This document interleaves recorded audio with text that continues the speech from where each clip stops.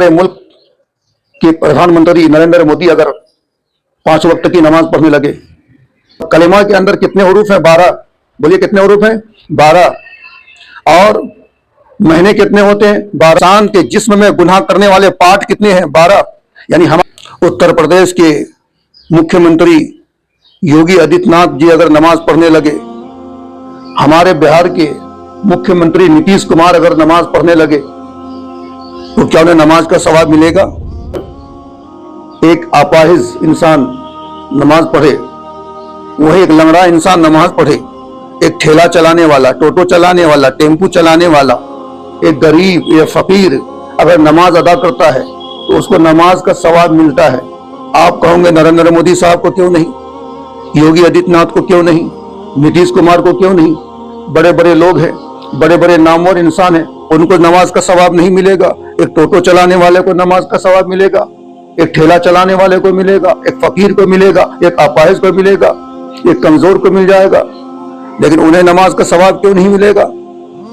इसकी वजह क्या है? तो उसकी वजह यह है कि जब तक बंदे मोमिन एक 12 हरूफ के जुमले को जब तक जबान से अदा नहीं करता, दिल से नहीं मानता है, ना तो नमाज का सवाब मिलता है, ना तो रोजे का सवाब मिलता है, ना तो हज का सवाब मिलता है, ना तो ज़कात का सवाब मिलता है, ना तो सदक़े का सवाब मिलता है। वो 12 हरूफ का जुमला क्या है? ला इलाहा इल्लल्लाह। जब तक बंदा ला इलाहा इल्लल्लाह नहीं कहेगा, नमाज से के सवाब से महरूम है, रोजे के सवाब से महरूम है, हज के सवाब से महरूम है, ज़कात के सवाब से महरूम है। तो अगर टोटो चलाने वाला, ठेला चलाने वाला ला इलाहा इल्लल्लाह कहता है, तो वो अगरचे गरीब है, फकीर है, तो नमाजों का सवाब पा रहा है, रोजे का सवाब पा रहा है, हज का सवाब पा रहा है, ज़कात का सवाब पा रहा है। और अगर अपने वक्त का कोई बड़ा से बड़ा इंसान क्यों ना हो, वो ला इलाहा इल्लल्लाह नहीं पढ़ता है, तो नमाज के सवाब से वो महरूम है।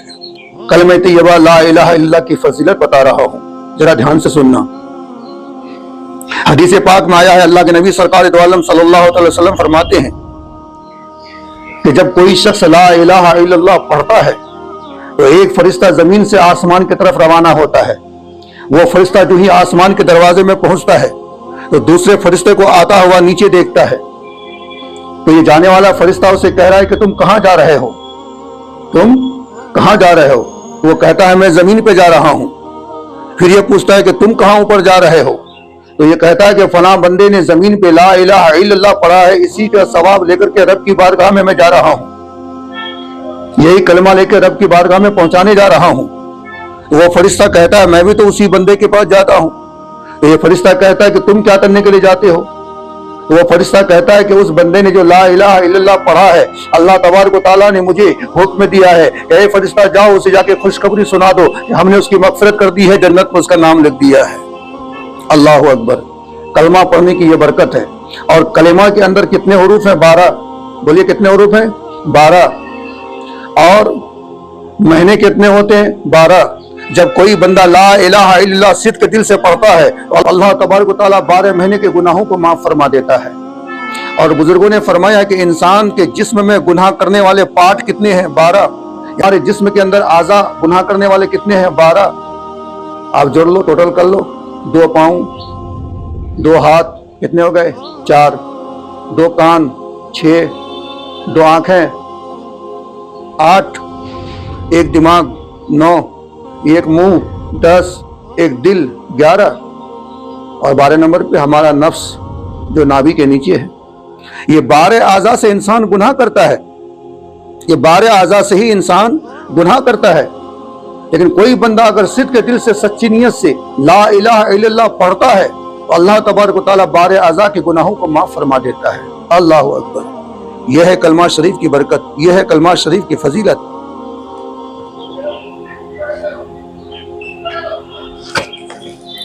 दहिया कल्बी नाम सुना आपने? एक बड़े सहाबी का नाम है। हजरत जिब्रील अलैहिस्सलाम कुरान की आयत को लेकर हुजूर की बारगाह में आते थे तो इन्हीं की शक्ल में आते थे।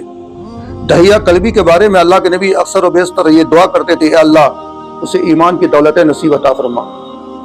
हुजूर सल्लल्लाहु अलैहि वसल्लम जिसके लिए दुआ करे वो ईमान ना लाए, कैसे हो सकता है? दहिया कल्बी के लिए मेरे नबी का दुआ करना था कि उसके दिल में खलबली मच गई, हुजूर की बारगाह में हाजिर होने के लिए बेकरार हो गया, बेचैन हो गया। दहिया कल्बी बारगाह मुस्तफ़ा में हाजिरी देने के लिए रवाना हुआ। अल्लाह के नबी उस वक्त मस्जिद नबवी के बाहर सहन में अपने दिगर सहाबा के साथ बैठे हुए दीन की बातें कर रहे थे। जब आप सल्लल्लाहु अलैहि वसल्लम ने दहिया कल्बी को आता हुआ देखा तो आप खड़े हो गए। अभी दहिया कल्बी ईमान नहीं लाया है।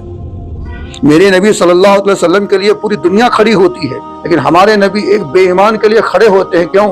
मेरे नबी ने दुनिया वाले को पैगाम दिया कि देखो कि इस्लाम अदब सिखाता है, इस्लाम ताज़ीम सिखाता है, इस्लाम मोहब्बत सिखाता है, इस्लाम भाईचारगी सिखाता है। अगर दीन पहुंचाना चाहते हो तो भाईचारगी से फैलाओ, अगर दीन पहुंचाना चाहते हो तो मोहब्बत से फैलाओ, अगर दीन पहुंचाना चाहते हो तो खुलूस नीयत से पहुंचाओ। जबरन इस्लाम नहीं पहुंचाया जाता है, मोहब्बत से पहुंचाया जाता है। मेरे नबी सफ़क़तन, मेरे नबी मोहब्बतन दहिया कल्बी के लिए खड़े हो गए। जब मेरे नबी खड़े हो गए तो दिगर सहाबा भी खड़े हो गए। दहिया कल्बी ने जब मेरे नबी को खड़ा देखा तो वो वहीं से रोने लगा। मेरे नबी की बारगाह में जब पहुंचा, करीब आया तो मेरे नबी जो चादर उड़े हुए थे, चादर को आपने उतारा और जमीन पे बिछा दिया। अल्लाह।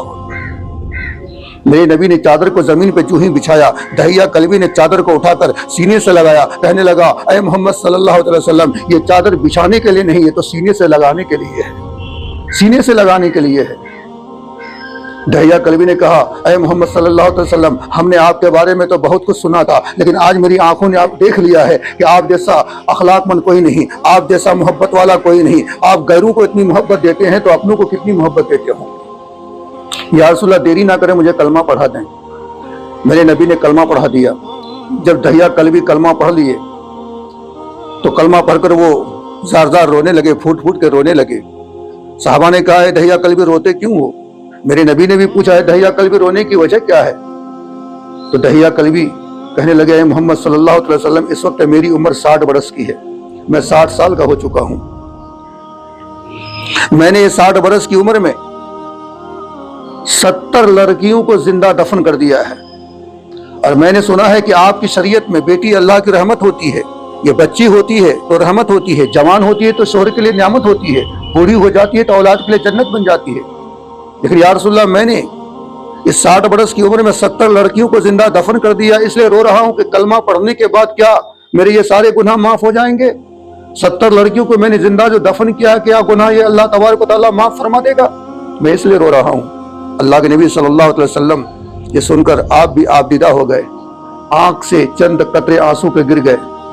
इतने में अल्लाह तबारक व तआला ने जिब्रील को भेजा, ए जिब्रील, जाओ मेरे नबी मोहम्मद सल्लल्लाहु अलैहि वसल्लम को जाके ये खुशखबरी सुना दो कि कलमा पढ़ने से पहले अगर किसी के गुनाह जमीन और आसमान के बराबर भी हो, जब जो ही बंदा कलमा पढ़ लेता है, अल्लाह सारे गुनाहों को माफ फरमा देता है। अल्लाह।